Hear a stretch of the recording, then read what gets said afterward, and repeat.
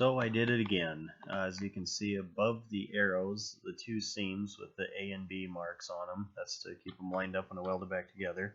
That's where I cut, and then I drilled out the plug welds like you see inside the yellow circle. Inside, this is what it looks like. On the left there is the part that holds the catalytic converter. On the right is the first baffle plate. On that baffle plate, where the rolled part is to give it a little bit of structure, that's where I drilled it, as you can see here. The thing that looks like a pop bottle is the catalytic converter. To the left of that is the ring I cut off the back end to eliminate the cap on the end. To the left of that is the material that you remove after drilling those plug welds out to get the catalytic converter out.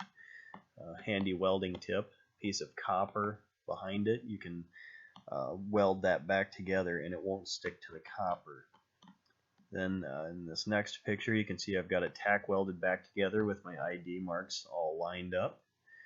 Then I just threw some stainless together, kind of a little turn down exhaust tip. I hit it with some high temperature paint, and then this is what it looks like on the bike. I might cut that apart and put another segment in to make it a little bit smoother transition.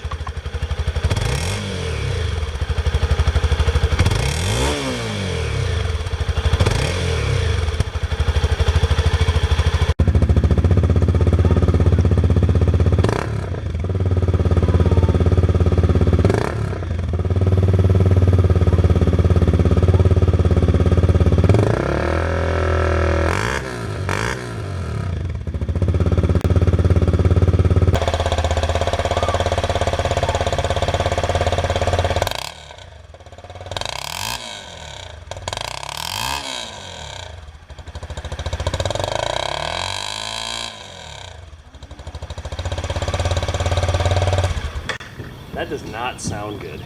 No, it doesn't. This is that same custom tip I built, and I used part of the catalytic converter, the cone leading into it. I cut that off and used it as a transition to a shortened version of the factory spark arrestor.